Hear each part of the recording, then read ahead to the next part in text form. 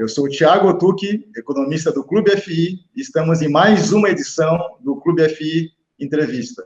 E antes de chamar o nosso convidado de hoje, eu gostaria de deixar aqui o nosso recado de sempre. Então, se você está gostando das nossas entrevistas, das nossas lives, não deixe de fazer aqui a sua inscrição no nosso canal do YouTube. Também não deixe de acessar o nosso site, o clubefi.com.br. Conheça lá os nossos planos de assinatura. Eu tenho certeza que você vai gostar das nossas ferramentas. E se você está começando agora no mercado de fundos imobiliários, também não deixe de acessar a nossa página do curso de fundos imobiliários. Bom, o nosso convidado de hoje é o Rafael Giareta, que é gestor da Oro GGR. Tudo certo aí, Rafael? Opa, tudo bem. Muito obrigado, Thiago, pelo convite. Gostaria de agradecer todo o pessoal do Clube FI, né, que é uma das ferramentas hoje mais importantes de propagação do nosso mercado. E agradecer também todo o pessoal aí de Floripa, né, onde vocês estão instalados, o Rodrigo Medeiros, que faz a cobertura do nosso fundo, a gente conversa seguidamente, a família Santiago lá, o Anderson Lutz, que converso quase que diariamente com ele pelo WhatsApp, que é um gênio aí da gestão, né, de um outro setor, mas entende muito de fundo imobiliário também. Então, eu acho que Florianópolis fora, vamos dizer, o núcleo aqui de São Paulo, que fica todo mundo, é o lugar que está melhor representado, assim, em termos de fundo imobiliário. Não, legal, Rafael. Então, o Clube FI também agradece a tua participação e realmente aqui em Florianópolis tem uma comunidade aí de investidores, especialistas em fundos imobiliários, né? Então, enfim, vamos ver se alguma oportunidade todo mundo se encontra aqui na cidade. E então, interessante, Rafael, porque eu estava já planejando essa entrevista há algum tempo, porque eu via necessidade dentro do nosso programa, né? A gente falou muito pouco, né, desde que ele iniciou, sobre logística, galpão industrial de forma geral. Então, é interessante a gente estar conversando com vocês aí para falar, né, do GGRC11, né, o GGR Renda Covep. Mas antes de falar do fundo, eu gostaria que você falasse um pouco né, porque a nossa audiência conheça bem, né, quem é o gestor, a equipe, né. Então, primeiro, falar da tua experiência profissional, como é que você iniciou na carreira, né, nesse mercado de fundos imobiliários. Tá joia, legal. Eu fui chamado para vamos dizer, para essa missão, né, porque hoje a gente, mês passado, antes da oferta, estava com 26 mil cotistas. Acho que quando eu entrei aqui tinham 5.500, e acho que agora, depois da sobra da subscrição, a gente acredito eu, passar de 30 mil. Então, é uma missão você representar todas as pessoas, né, os interesses deles, tentar chegar que a expectativa deles se a gente consiga entregar, né, e acredito que fui convidado porque, primeiro, minha formação acadêmica, também sou economista, mestrado em Economia Internacional, Organização Industrial, sempre fui no mercado financeiro, né, sou sócio até hoje de uma empresa de M&A, a gente fez vários casos relevantes aí no setor de educação, principalmente, e sempre fui na física, né, eu e minha família sempre gostamos de imóveis de renda, imóveis físicos, então a gente já fez BTS, a gente sabe como é que é o sofrimento do inquilino, né, quais são os problemas, então a gente tem vamos dizer assim, um viés de renda passiva histórico, já vem do meu pai, enfim, e um pouco a gente, né, as gerações passam e acabei, quando passou ali em 2012, BBPO, né, que foi, acho que, o marco da indústria, que foi o grande disparo da indústria, apesar de o veículo já ter bastante tempo, né, do nosso querido Beleza, que fez essa ferramenta. Comecei a investir em fundo imobiliário também, né, e conhecer toda a indústria, aí já mais na parte de investidor mesmo de fundo imobiliário, né. Com o decorrer do tempo, a gente, como já estava no mercado financeiro, já tinha vários amigos gestores, né, a gente está no mesmo grupo até, né, mas não se conhecia antes de gestor de fundo imobiliário, então já transitava nesse público como investidor e uma pessoa do mercado financeiro. E acabou que um amigo meu, que é o nosso hoje CEO, o Thiago, acabou adquirindo a GGR, e me ligou e disse, acho que eu tenho aqui um fundo que vou passar essa missão para você começar a fazer essa gestão, e começamos a implementar tudo aquilo que eu via como cotista, vamos dizer, as minhas angústias, assim, como cotista, né? Desde a primeira coisa que eu lembro que a gente fez foi um site exclusivo. A gente não, vocês sabem bem, fundo imobiliário, você não conseguia nem ver uma foto do imóvel, né? Era muito difícil a informação, tudo, não vou dizer que era nem culpa da indústria em si, mas é um negócio ainda que está sendo descoberto. Então, a gente fez um site exclusivo de primeira, com todas as negociações, os laudos atualizados, porque não sei se os cotistas sabem, a cada final de ano fiscal a gente precisa atualizar todos os laudos. Então, se você entrar lá no nosso site, a gente coloca disponível todos os laudos atualizados. Acho que não conheço, poucos fundos fazem isso.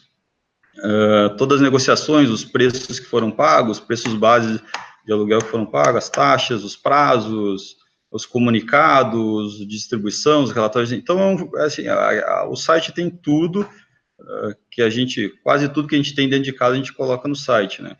E agora, por último, acho que foi uma inovação que, desde o começo, eu queria, né? Queria implementar aqui na gestora, que é um setor de engenharia, mas com viés da publicidade, porque a gente faz, né? E, geralmente, o que acontece? Alguns fundos você contrata um terceirizado que vai lá vistoriar o imóvel, que às vezes o terceirizado sempre quis fazer de dentro de casa para ter respostas mais rápidas e produzir conteúdo dessa parte técnica imobiliária. Então, se você entrar no nosso site lá e o pessoal que está nos escutando vai ter lá, a gente colocou teste, acho que 7, 8, relatórios imobiliários mesmo, que tem lá? Tem desde quando vence o AVCB, o seguro patrimonial, né, com quem que é e quando que vence, os aditamentos de cada contrato, porque o pessoal, né, tem uma visão, eu já tive essa visão, em algum momento, que você faz o contrato e vai para casa, espera vencer, não é assim, tem um acompanhamento semanal, a gente fala, posso garantir aqui que a gente fala toda semana com todos os inquilinos, né? Claro que com a Ambev a gente fala, por exemplo, a gente tem dois centros de distribuição da Ambev, a gente fala com quem coordena o centro de distribuição, em alguns lugares a gente fala com o próprio proprietário da empresa, então a gente tem esse cuidado imobiliário muito grande, e acho que nesse meio tempo aí a gente se preparou bastante a casa para chegar onde a gente chegou, acho que nessa última etapa aqui, né, que eu digo dessa fase de entrar no fundo, deixar ele mais transparente, ter controles melhores, né, a gente tem controle hoje de praticamente tudo na mão, a gente sabe que a indústria está avançando muito nisso ainda, e chegamos nessa fase de fazer a terceira emissão, né, e que a gente vai falar mais para frente, mas a minha experiência de mercado em resumo, é essa, né? Economista que também sempre investi em mercado imobiliário com renda, que era cotista de FII, agora estou nesse lado aqui de ajudar tanto a gestora como querer ajudar, né, entregar para o cotista o que ele tem de expectativa. E, Rafael, e como é que você chefia, né, a área imobiliária da gestora? Então, você falou um pouco que terceiriza algumas coisas, mas então também, se você falasse da estrutura da gestora nesse segmento, né, que você chefia aí, que é a área imobiliária. Tá bom. A gente, assim, a única coisa que a gente terceiriza mesmo é quando tem execução, né, precisa fazer execução em alguma... A gente fez lá em Itajaí, teve que fazer uma readaptação no muro, a gente terceiriza, mas a gente acompanha, né, nosso time de engenharia sempre acompanha aqui, e eu também sempre vou junto com eles quando posso visitar, né, semana retrasada a gente foi para Pelotas, depois foi para Cuiabá, eu fui junto, você precisa sentir a operação, né, não tem como você fazer gestão de um fundo desse tamanho se você não pisa dentro dos imóveis antes de fazer uma aquisição ou qualquer outra coisa. na própria Etra, né? Acho que eu fui 2 vezes antes da aquisição, em São José dos Pinhais. Aqui o Engenharia foi várias vezes, fui na sede deles em Contagem, né, para conhecer os diretores, como eles funcionavam, a parte de... desde falar com fornecedor, falar com funcionário, a gente faz tudo isso, né, a gente não fica só dentro do escritório, não é o nosso perfil, e a gente tem essa parte de engenharia, tem a parte de risco, né, que o pessoal vamos dizer assim, da gestão, controla a liquidação, controla o recebendo dos aluguéis, que é o São Rafa e a Meire. Tem a Thaís que trabalha comigo, é meu braço direito da estruturação, né, que a gente faz todos os controles de contrato, enfim. Tem o compliance, tem a área de financeira, que a gente faz todas as simulações de risco de crédito, prepara um material para subir para comitê, então tudo que a gente pensa em fazer uma proposta, a gente tem uma área de crédito que faz análise com a empresa, né, conversa com o CFO da empresa, tira todas as dúvidas, que é uma análise bem pesada hoje em dia. Tem outro relatório imobiliário, e a gente faz uma composição disso, que seria o ideal a gente fazer uma proposta. Isso tudo a gente sobe para um comitê, né, a gente tem comitê do fundo imobiliário, mas tem comitê de investimento, que aí participam os gestores, os diretores da gestora. E aí tem o compliance, né, que é coordenado por Bruno Burilli, que é sócio da gestora.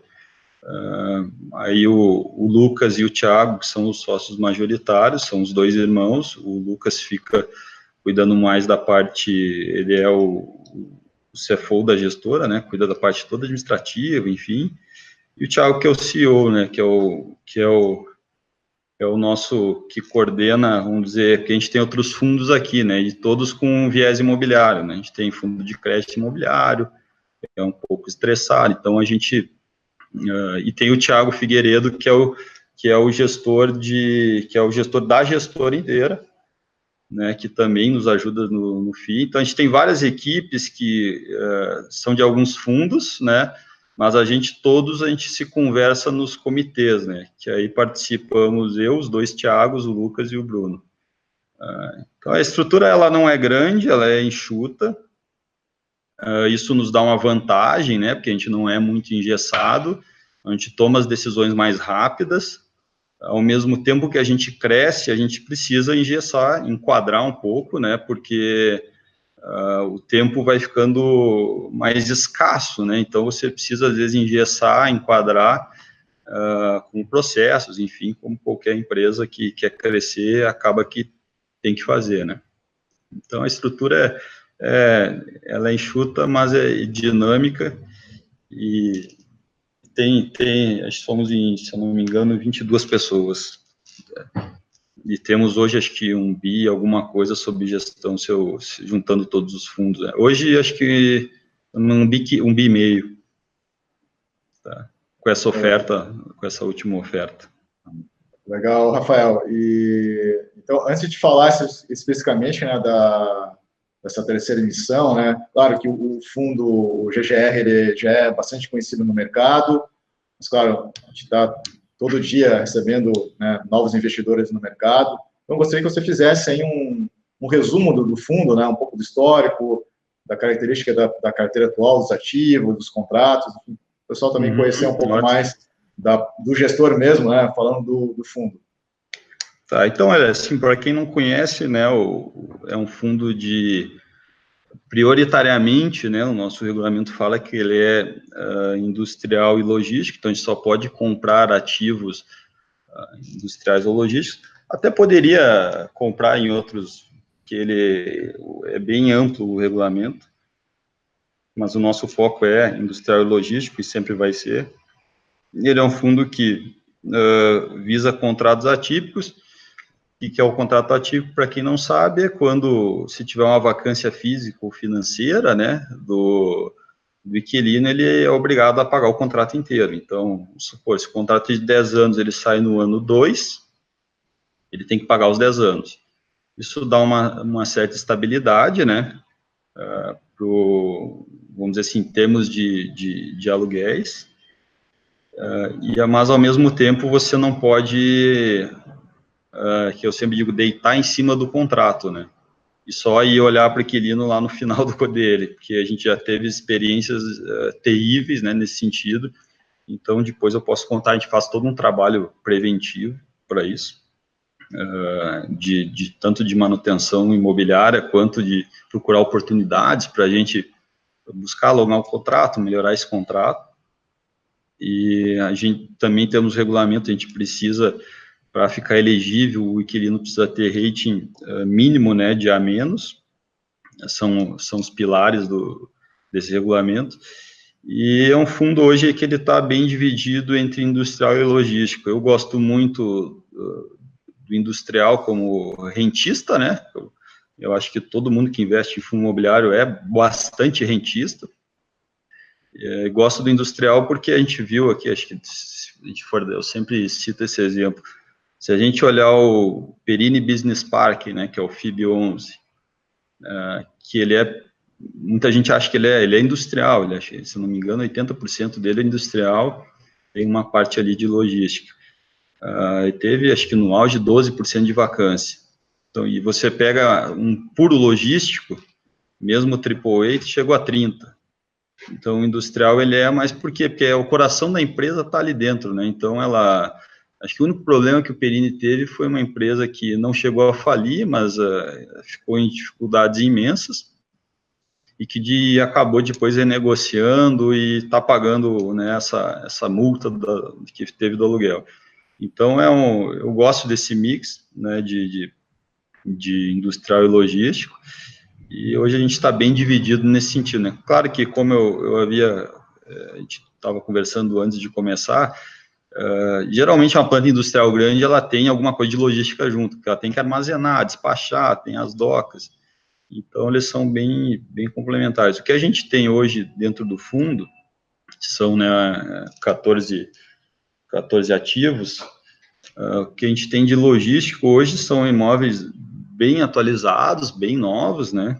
Se você for ver ERG Santa Cruz, são ativos AAA. 80% da venda da ERG no Brasil passa por dentro desse ativo, então ele é super relevante. Da Santa Cruz também, que fica do lado, Santa Cruz é distribuidora de remédio, né, uma das maiores do Brasil, enorme, né, 3 vezes maior que a segunda colocada, e também é um AAA, o próprio CD da Nicei, né, e aí a gente vai entrar lá na frente nessa questão de sair do eixo, Rio-São Paulo, São Paulo hoje mais, né, Rio já não tem tanta atratividade, por diversos eventos que a gente conhece, mas sair um pouco do eixo São Paulo, você tem empresas maravilhosas, imóveis bem cuidados, empresas sérias, como a Nicei, né, tem quase 300 farmácias pelo estado do Paraná e outros estados ali próximos, e empresa gigante, bem gerida. Então, você consegue, às vezes, saindo do eixo, achar imóveis bons, empresas boas, imóveis bem cuidados e com nível de sofisticação grande, né? Então, esse é um pouco do nosso viés, assim, a gente acha que tem vida fora de São Paulo, e tem vida que cresce, que é sofisticada também, mas tem que tirar o pé daqui, ir lá ver e conversar, falar a língua do empresário, mostrar o que é a operação, ele tem que sentir, esses empresários são muito grandes, né, então, às vezes ele opta por fazer um sale leaseback do que a banco, vamos supor. Então, você tem que explicar a operação, mostrar a nossa história, enfim, do nosso fundo, dos nossos cotistas, e você encontra oportunidades melhores nesse sentido, né? Porque se você fica em São Paulo, todo mundo amassa o cap, né? Que é o que a gente fala, e então você tem uma dificuldade um pouco nesse sentido, e às vezes são não só cap, mas como condições de contrato, né? Em prazos, em algumas condições que a gente acaba colocando em algumas cláusulas que às vezes vai nos beneficiar.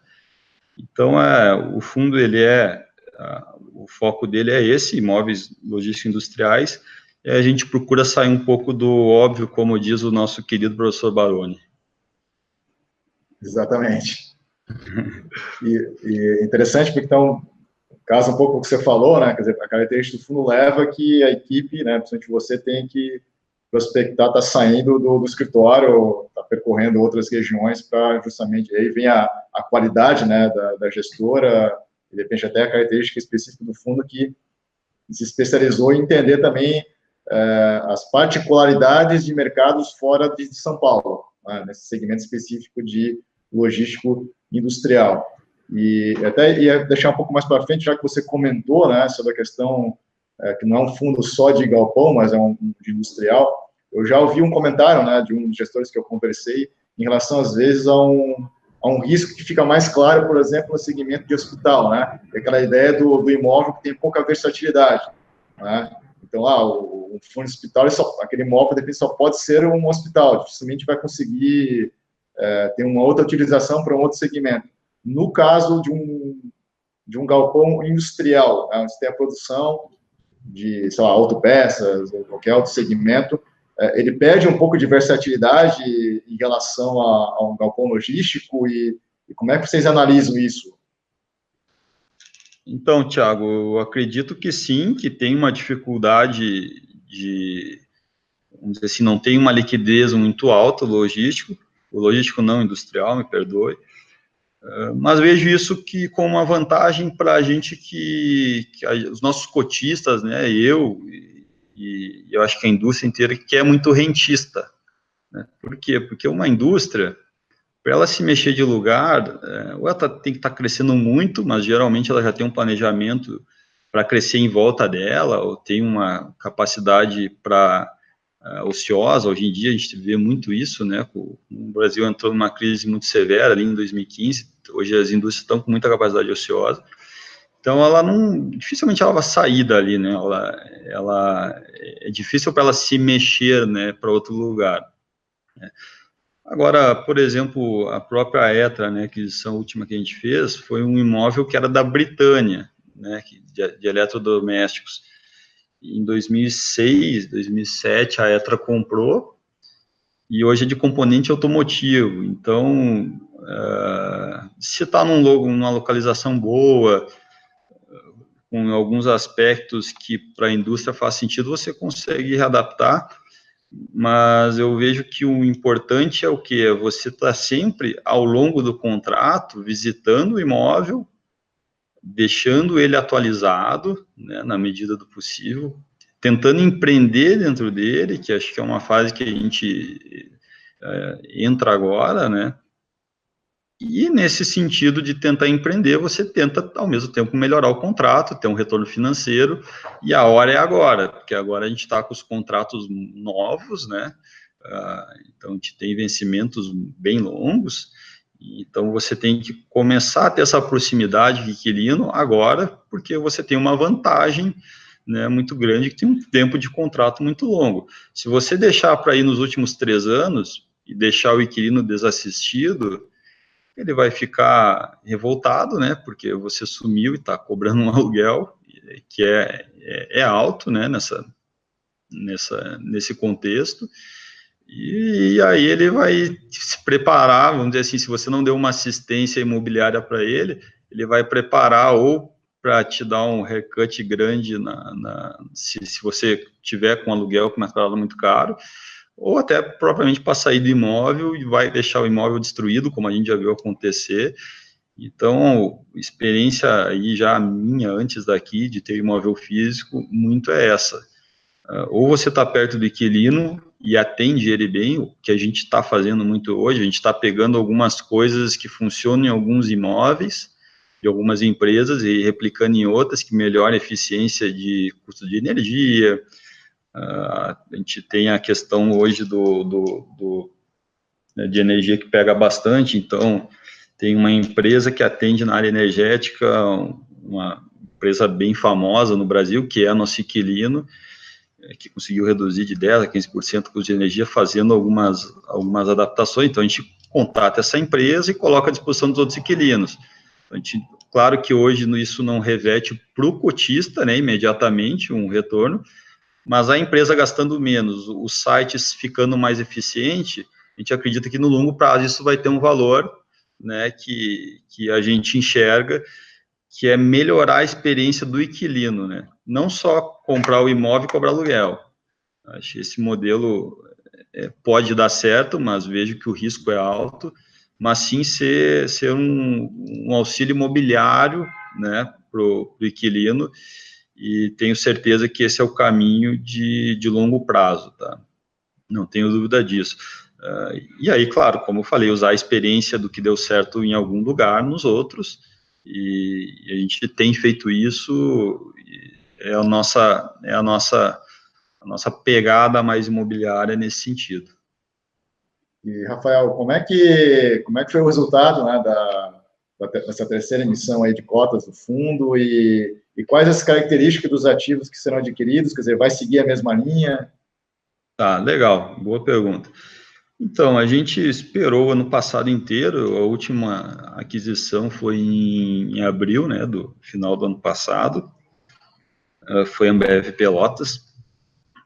Depois a gente teve um desinvestimento de MD Papéis, né, que acho que foi bem positivo, assim, porque não lembro há quantos anos que um fundo desinveste com lucro, né, um imóvel, faz muito tempo. Então, a gente teve esse investimento, teve um lucro que foi distribuído, né, dentro do semestre, e já teve a alocação na ETRA, e a gente veio preparando todos os nossos processos, os controles, a parte de engenharia, né, que eu gosto muito, e para fazer essa emissão, não é assim, não foi, acho que a gente não procura um momento certo, a gente procura não um momento certo de mercado, não é o nosso foco, é um momento certo de mercado. Deu a coincidência que é um momento muito bom de mercado, mas a gente teve momentos piores já, que captou super bem, e acabou que era assim, estava tudo pronto, então a gente estava com o fundo alocado, e tem uma estratégia que é aí já de gestão de portfólio, que é você precisa aumentar o fundo de tamanho, porque hoje eu tenho aí gestão já de risco, tá? Gestão de risco de crédito, principalmente. Você tem um fundo hoje com a Ambev, né? A Ambev, que é a nossa inquilina, corresponde, hoje não sei se exatamente está esse valor, mas era em torno de 13% dos recebíveis de aluguel. A Ambev é uma empresa AAA, um dos melhores créditos do Brasil, da América Latina, enfim. Ok. Por que aí você tem que crescer o fundo? Porque você compra mais ativos e pulveriza isso. Então, possivelmente, o risco Ambev, vamos supor, depois dessas alocações da terceira emissão, vai cair bastante porque o fundo está maior. Então, a nossa ideia é que no futuro, né, os ativos correspondam aí a não... A gente tinha uma meta de 20%, está caindo para 15% e que sejam menos de 10% por exposição de risco de crédito, tá, adquirindo. Isso você só consegue isso fazendo o fundo crescer. Então, é muito essa visão nossa. Se um dia tivermos um problema lá na frente, a gente nunca teve, graças a Deus, problema nenhum, nem sinal disso, esse problema vai ser pequeno, vai ser 2%, 1%, 3%, né? Agora, se você está exposto num fundo, que a gente viu acontecer no mercado, que uma empresa corresponde a 90% do fundo, aí a empresa sai de lá ou não paga contrato, o dano para o cotista é imenso, né?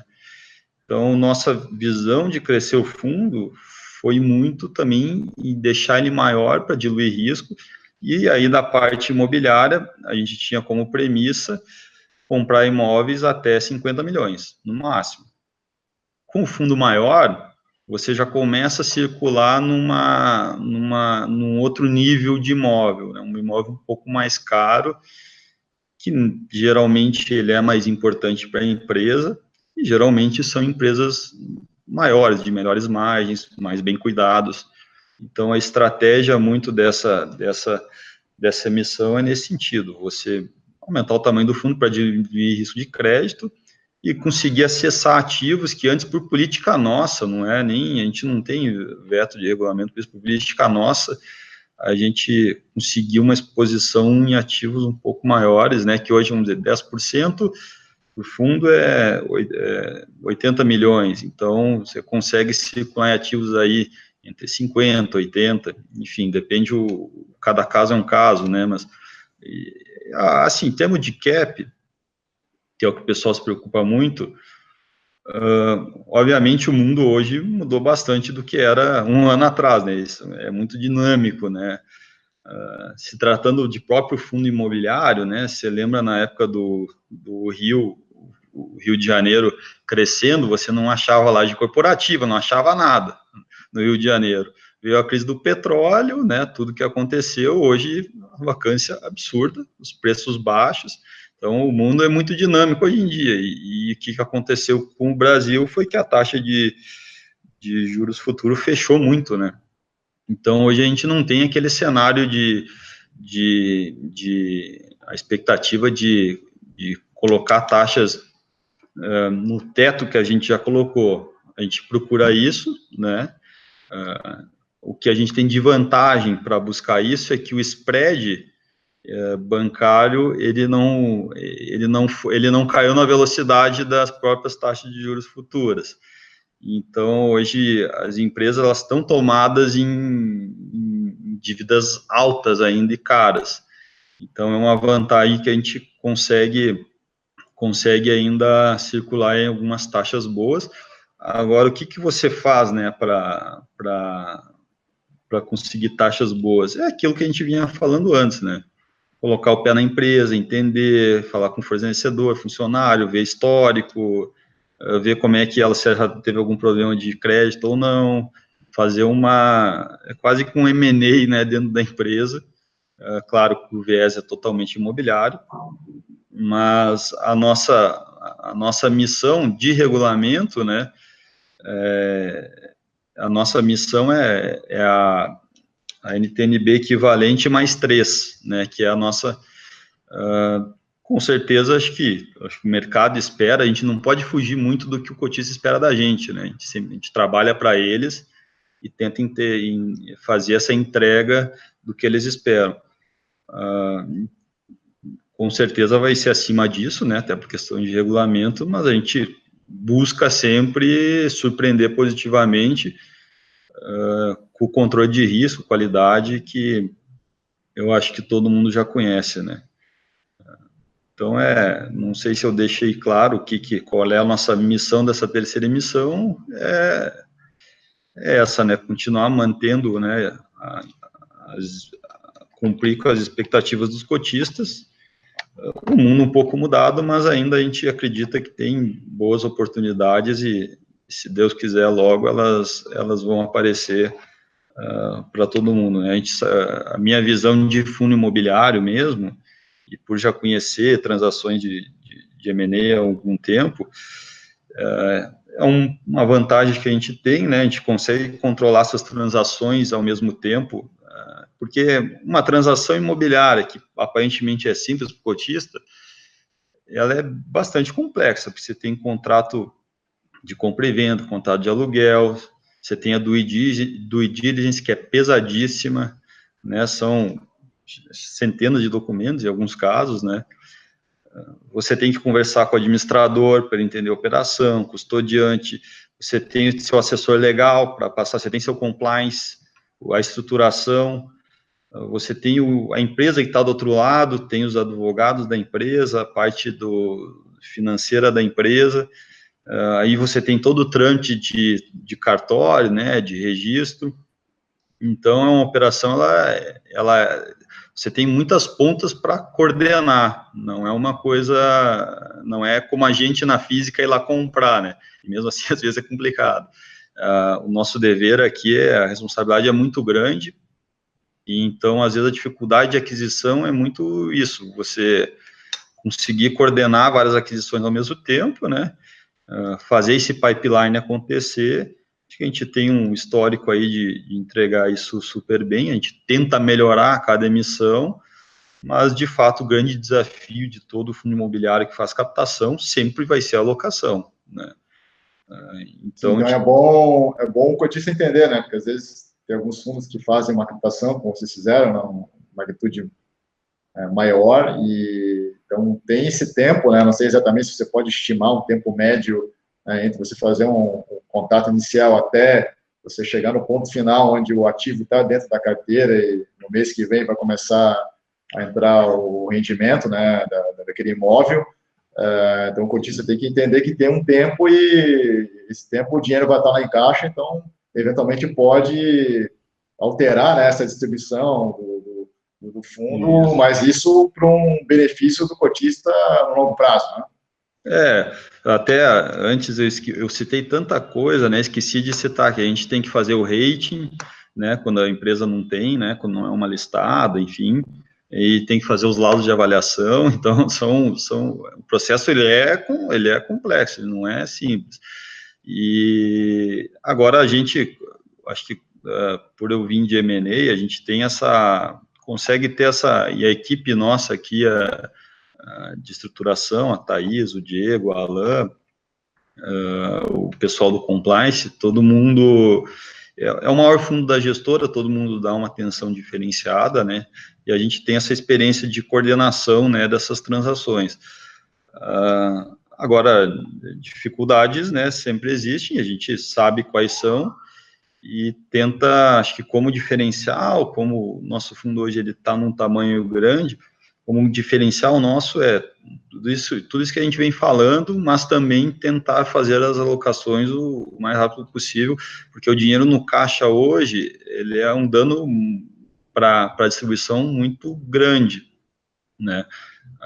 Agora, isso também tem que ser feito de maneira responsável, né? Tem que cumprir todas as premissas, principalmente dos reguladores, né? E nossas também, internamente, e a gente vai tentar sempre fazer isso o mais rápido possível, com qualidade e responsabilidade, que hoje, como eu falei, eu creio que a gente vai ter mais de 30 mil cotistas. Isso é uma responsabilidade bem grande, a gente tem ciência e trabalha muito focado para atender eles. E acabou de sair, né, Rafael, o fato relevante aí, então, a primeira aquisição, né, após a emissão, o imóvel em São José dos Pinhais, né, no Paraná. Não sei se você quer comentar sobre essa aquisição. Sim, foi o que aconteceu? Final do ano passado, até para o pessoal conhecer um pouco do dia a dia, né, de como que é fazer essa gestão toda. Final do ano passado, a gente teve uma oportunidade de investimento de MD Papéis, né, que é uma vertical do grupo Formitex. MD Papéis é uma indústria líder no mercado de papéis decorados, né, no Brasil inteiro. Estavam passando por um M&A, a gente tinha uma oportunidade ali de fazer um investimento com lucro, e fizemos, né. A gente teve alguma, que é um aprendizado de mercado, acho que para todo mundo, a gente vendeu, teve um lucro, e só que acho que o laudo a gente vendeu por 54, o laudo estava 62 milhões, se eu não me engano. Todo mundo sabe que laudo é uma referência, mas não é a verdade, né? Quem nunca quis vender um apartamento pelo que acha que vale, não consegue, né? Então, o mercado aqui é assim também, né? O laudo é importante, ele faz a marcação do PL do fundo, mas o que vale é o que pagam, né? Não tem como fugir muito disso. É óbvio que a gente... Na economista, você é economista, sabe bem a diferença, uma coisa é valor, outra coisa é preço, né? Exatamente. Então, a gente teve a oportunidade, achou que na concepção do fundo, né, eu não estava aqui na época, mas foi um imóvel importante, né, para aquela época, mas ao mesmo tempo um imóvel bastante específico, né, fica muito perto da matéria-prima, é muito para aquela empresa, o imóvel. Então a gente, como já estávamos em conversa com a Etra, né, que a gente acreditava ali que naquele momento era um imóvel melhor, né, até hoje acredito, obviamente, uma empresa às vezes com uma estrutura de capital melhor também. Conhecemos, né, como eu falei, conhecemos bem a Etra, se informamos com todo mundo, o imóvel já teve um histórico de liquidez, né, passou da Britânia para a Etra, a gente sabe de grandes players que quiseram comprar esse imóvel já, né, que até estão ali na região e outros fora, por algumas características. Então, a gente viu que tem um histórico de liquidez. Está numa praça perto do aeroporto, que é difícil ter terrenos grandes daquele tamanho, inclusive o terreno do lado, que é grande, é da Britânia ainda, né, que está do lado da Etra ali. Então, não pensamos em duas vezes, porque você conseguir juntar características, né, que só em terreno ali são 130 mil metros. A gente fez um estudo nosso, a gente tem o valor mais baixo de terreno, vai de R$200 a R$2.000. Então, se você pegar 130 mil metros e plotar R$200, já é um valor bem considerável, né? Fora toda a parte de área construída, o contrato atípico, né, de 12 anos, que é forte. Então, esse foi também um gerenciar o duration da carteira. A gente trocou MD, que tinha mais 8 anos e meio, para um de 12 anos, né? A gente juntou todos os aspectos e não pensou duas vezes, né?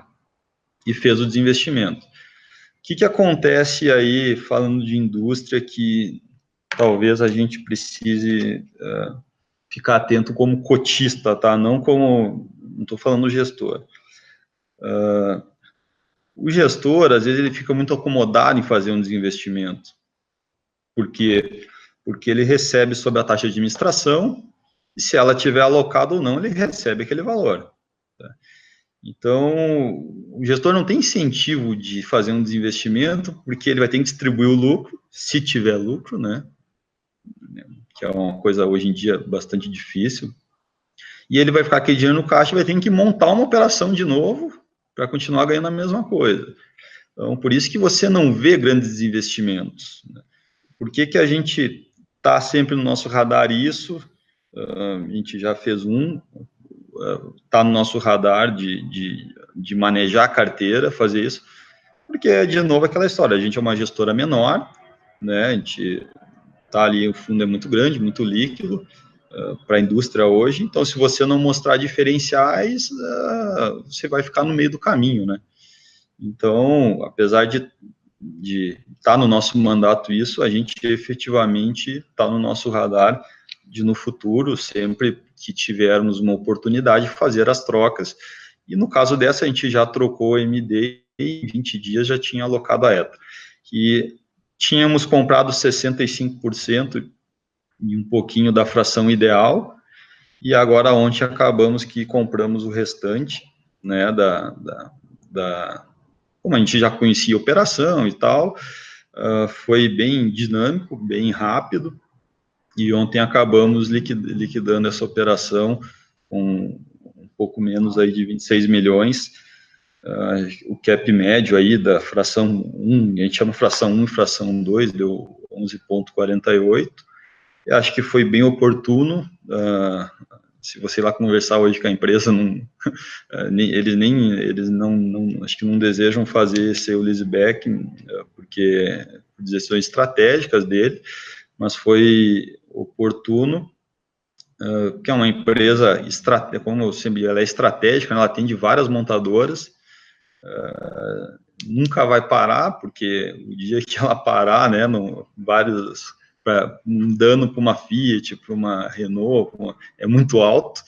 Então, isso a gente cuidou muito, né, ser uma empresa estratégica para as montadoras, e é um setor que foi o que mais recuperou rápido, né, na economia. A gente tem acho que a gente tem um espaço de consumo muito alto ainda das famílias, que não aconteceu porque não se sente ainda seguros, né, acho que vindo algumas reformas, aí isso dispara, mas mesmo assim esse setor já disparou antes, né.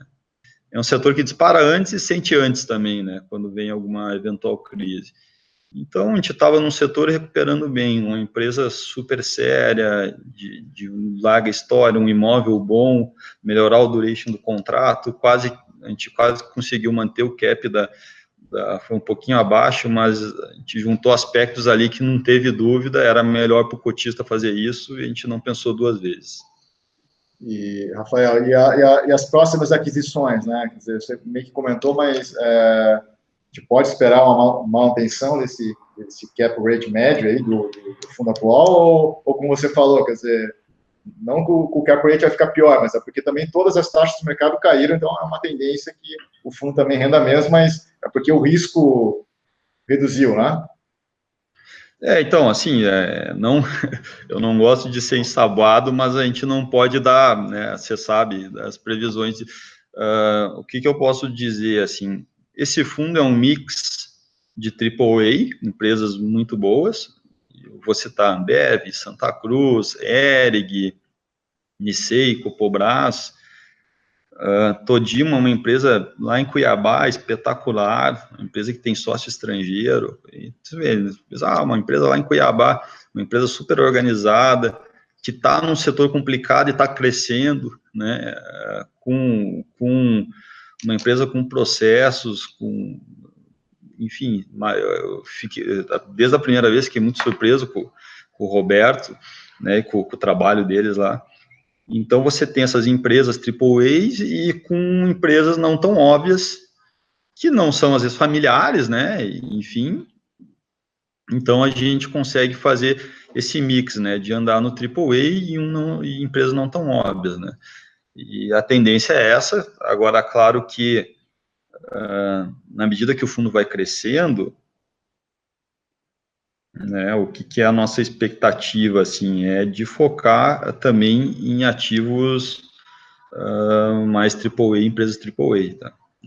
Vai ter sim, isso quer dizer o quê? Às vezes você tem um cap um pouco mais baixo, né, mas no mix de aquisições, então, a gente está na terceira emissão, tem dinheiro no caixa, se chegar no final da alocação, a gente fazer um mix de cap um pouco mais baixo e mais alto, mas ao final ser um cap bem acima do que o mercado pratica, né, eu digo bem acima, enfim, sei lá, 2 dígitos, vamos supor, seria bem acima do que o mercado pratica, vamos dizer que isso seria uma meta, você entregou um trabalho diferenciado. Uma coisa que eu sempre comento, e obviamente não é atacando ninguém da indústria nem nada, mas a gente tem aqui a necessidade, a busca de fazer a coisa melhor possível, fazer a coisa bem feita, fazer a coisa certa.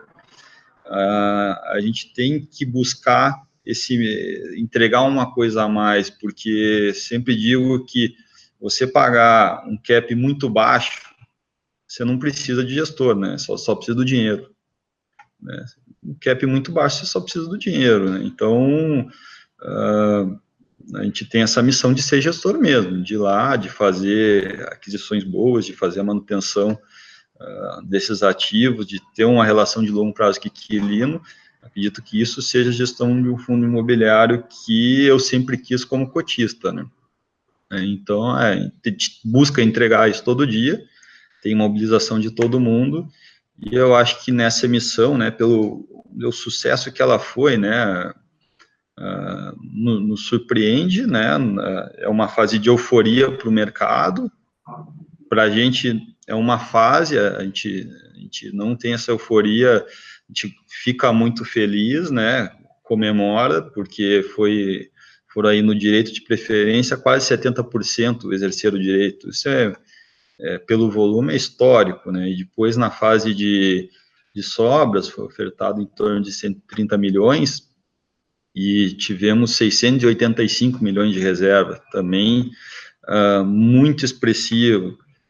A fase de euforia, o mercado, né, se aproveita, né, de poder aumentar a participação dele no fundo, enfim, mas para a gente é mais uma fase que, com os pés no chão, passou, agora temos outra, tão importante quanto, e porque no fim do dia, para ativos bons, para um fundo bem gerido, acredito que sempre o mercado vai reconhecer que tem a demanda, né?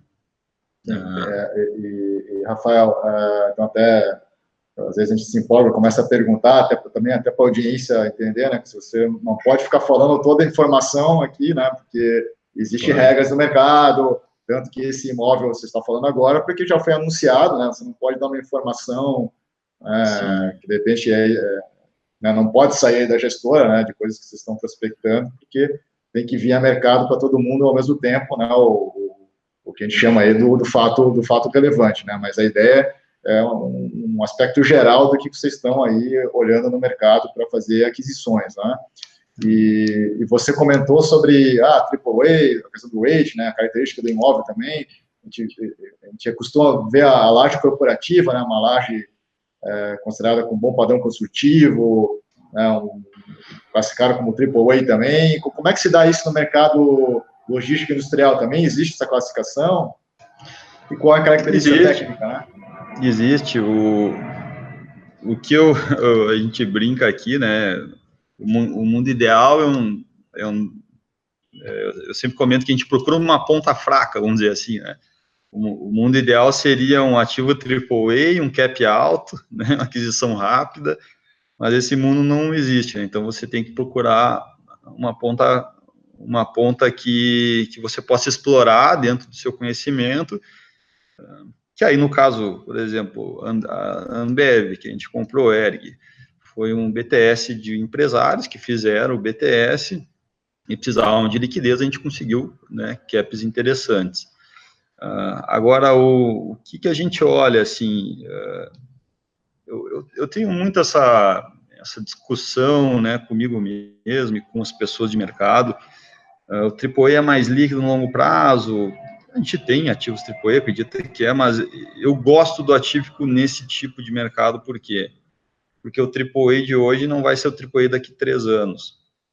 Né? Então, e para você movimentar, principalmente no logística, é muito rápido. Você faz um galpão aí em 1 ano e meio. Né? Então, às vezes você está num AAA pequeno, a empresa, já aconteceu em vários fundos, né? A empresa, para ela se mexer muito rápido, assim, constrói um galpão muito rápido. E, então, nesse tipo de fundo, que os terrenos são um pouco mais longe, são mais baratos, as construções não são tão complexas como do edifício corporativo. Então, eu acredito que assim, um fundo de industrial logístico, primeiro, ele tem que estar cravado num contrato atípico, na minha visão, para dar estabilidade e para a pessoa não querer sair, como a gente viu, muito rápido, né? Porque ela pode sair, aí o pessoal diz assim, mas num boom da indústria, um boom de Brasil, você está num contrato atípico, você vai pegar revisionais. Tudo bem, mas num boom, hoje as empresas elas estão trabalhando no limite, né? E algumas com ociosidade, principalmente indústria. Se dá um boom de mercado, que aquele CD que ela está hoje, que está usando bem, já não vai servir para ela, ela vai pular. Claro que fica mais fácil de alocar, enfim. Então, a minha visão de rentista, eu prefiro a estabilidade, né, do contrato atípico. Agora, o tipo de galpão é uma coisa, galpão modular, por exemplo. Serve para tudo. Mas serve para tudo e também pode ser que não sirva para nada. Vou dar um exemplo claro. A Ambev, ela tem um galpão feito para ela, para o tipo de negócio dela. Que tem, a gente chama de Rua da Puxada, né? Onde ela entra descarregando as bebidas, onde ela descarrega, ela não carrega para distribuir para os outros, vamos dizer, para os supermercados, né? Para quem vai vender o produto dela. Então, hoje, se você for ver os ativos que a Ambev saiu, é que não eram desse padrão, Ambev. Então, o que é o AAA? O AAA é o que tem um uso pleno e que seja satisfeito com esse uso pleno e pague o aluguel. Essa é a minha visão. Não adianta a gente ter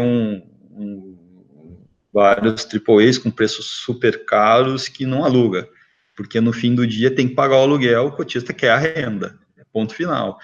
Então, não que a gente procure AAA se tiver um AAA, com taxas boas, como eu falei, excelente, a gente busca isso, mas se tiver um galpão que a gente veja que seja importante para a empresa, que é estratégico para a empresa, que a empresa seja boa para pagar esse aluguel, a gente, e não vai ser um AAA, a gente não tem preconceito nenhum de fazer essa aquisição.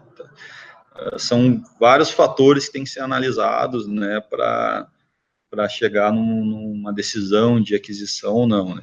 E aí, sim, uma pergunta que eu sempre me faço, né, fazer o caminho inverso, dizer assim, A partir desse momento que esse ativo está dentro do fundo, ele tem liquidez para eu vender ele? Esse contrato, essa empresa, esse imóvel, tem liquidez para eu vender ele? A resposta tem que ser sim. Tem que ser sim, porque você tem que ter essa alternativa para o cotista, né? Então, a gente passa por tudo isso que eu falei, até essa pergunta que esse imóvel a gente conseguiria vender para um outro fundo, ou um family office, ou enfim. Então, a resposta tem que ser sim. E, Rafael, infelizmente está chegando aqui na parte final da entrevista. Eu queria que você comentou, né? Então, eu queria que você respondesse essa pergunta antes de finalizar.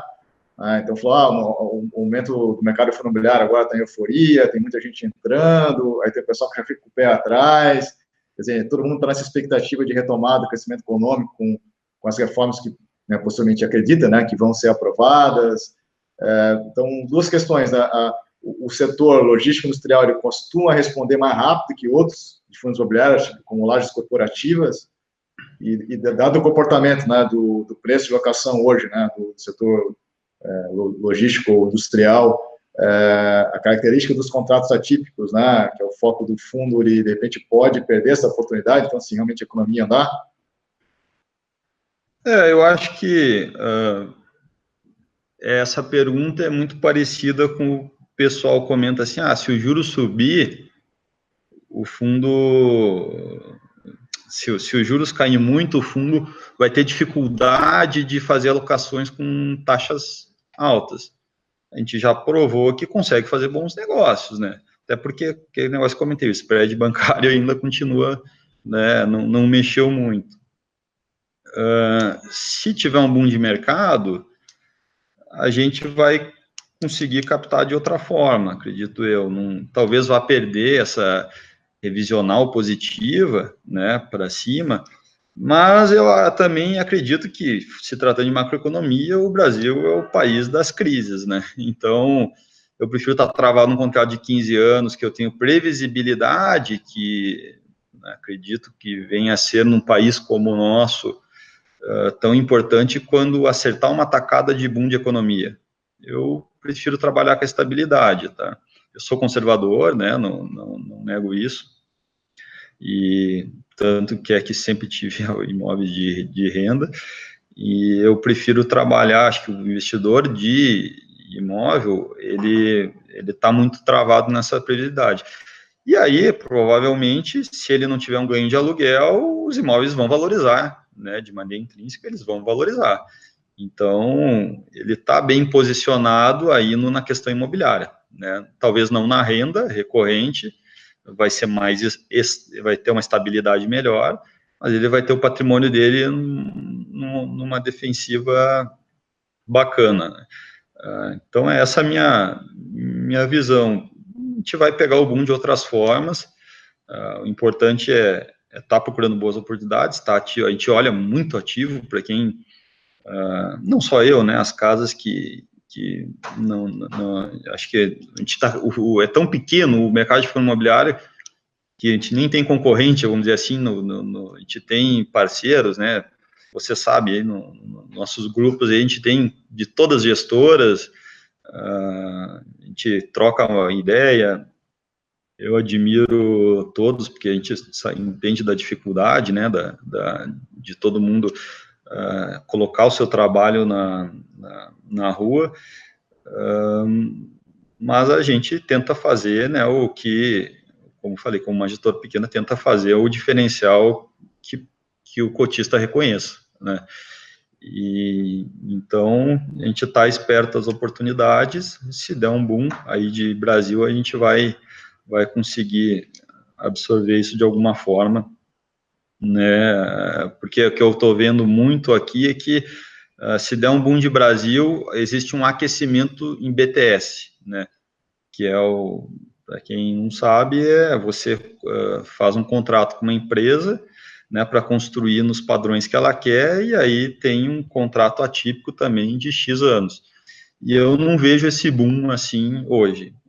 Vejo sondagens mais que o ano passado, mas efetivamente não vejo um boom, né, de BTS. Então, pode ser que passando a reforma, passando o Brasil, isso volte a acontecer. E se não tem boom de BTS, é porque ainda tem alguma coisa reprimida, né, nessas empresas, na indústria como um todo, que aí sim, quando a gente começar a ver um aquecimento de BTS, de obras novas, aí a coisa vai estar mais previsível, vai estar andando. Bom, interessante, Rafael, a tua análise, né? Então, o fundo imobiliário tem que olhar também para o longo prazo, para a valorização também, né, da carteira de imóveis, né? Então, você vai captar o retorno de outras formas, né? E concordo contigo, né? Então, todo mundo está nessa expectativa, mas Brasil é Brasil, né? Se for olhar numa perspectiva de longo prazo, a gente está pelo menos há 40 anos aí patinando, né? Então, desde o início da década de 80, né? Então, tinha um pouco de conservadorismo e a característica do fundo, de repente, é isso que o cotista, a grande parte do mercado quer. Enfim, vocês estão mostrando um bom resultado com muitos cotistas, então, eu acho que é bem interessante a tua análise aí. E para a gente então fechar, Rafael, eu gostaria que você fizesse então as tuas considerações finais aí para a gente poder então, encerrar a nossa entrevista. Não, agradeço, sempre comento, até agora no Roadshow, a gente gosta muito de trabalhar, né? Esse negócio de às vezes, dar entrevista, fazer roadshow, é uma coisa que a gente, quando entra no mercado financeiro, não sabe o que vai fazer, né? Então, a gente acaba que não faz muito isso, porque a gente gosta muito de trabalhar, mas entende que nos veículos que os nossos cotistas estão, a gente precisa se apresentar aqui e dar uma satisfação, né, do que a gente pretende fazer, do que a gente fez. E o veículo de vocês aqui, né, o Clube FI, tem aí se destacado, né?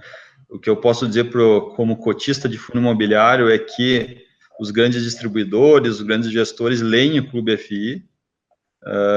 A gente foi muito acessado por as FOFs e fundações, enfim, o pessoal, porque lê muito, né, no Clube FI, e aí decide conhecer melhor, né, o nosso fundo de outras casas. Então, eu como cotista, como um cara que sou como vocês, né, apaixonado por fundo imobiliário, só tenho a agradecer a vocês e estamos aqui tentando colaborar, tentando fazer o melhor trabalho possível para atender a expectativa e ajudar nesse mercado, né, que a gente já viu evoluir bastante, né, até acho que hoje em dia a gente já tem uma exigência muito grande, né, todo mundo está subindo o nível de transparência, de gestão, nós temos muito a melhorar ainda, e o canal de vocês ajuda a gente a ter o viés do cotista, da necessidade dele, e a gente sim considera para tomar algumas decisões, né, visitar, assistir, ler os relatórios, né, das outras casas, e você sabe muito bem, a relação entre todos nós é muito boa e muito na direção do que o cotista está esperando da gente. Legal, Rafael. Então, o Clube FI, né, agradece novamente a tua participação. Acho que a gente até tinha uma pauta mais ampla, tem bastante assunto. Acho que, ainda de repente, esse ano, até o final do ano, a gente, de repente, volta a conversar, né, para falar aí das novas aquisições. E, então, agradeço aí a toda a equipe aí da gestora. E para toda a nossa audiência, um grande abraço e até a próxima entrevista. Muito obrigado.